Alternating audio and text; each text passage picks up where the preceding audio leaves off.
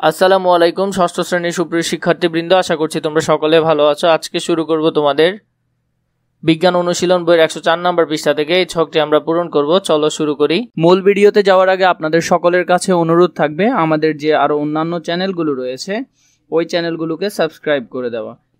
আবার আগের আলোচনায় ফিরে আসা যাক। তোমরা তো বিভিন্ন পেশাজীবী কি কি যন্ত্র ব্যবহার করে সেই সম্পর্কে তথ্য সংগ্রহ করছো। এখন ভেবে দেখো, তোমরা যে পেশাজীবী যন্ত্রপাতির কথা উপরের ছকে লিখেছ তার মধ্যে কি সরল যন্ত্র ব্যবহার আছে? এর মধ্যে কোনটা কোন ধরনের সরল যন্ত্র মধ্যে পড়ে? জোড়ায় আলোচনা করে নিচের ছকে লেখো।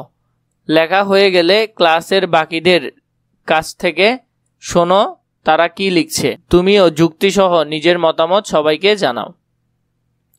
কোন ধরনের সরল যন্ত্র? লিভার, কপিকল, হেলানো তল, চাকা ও অক্ষ, ফাল, স্ক্রু। লিভার হাতুড়ি, কাঁচি, প্লাস ভারী বস্তু উত্তোলনকারী যন্ত্র।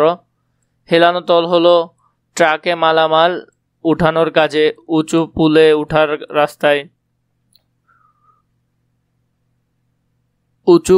উঠার রাস্তায় র্যাম্প, ভারী কাঠকে উপরে উঠানোর যন্ত্র।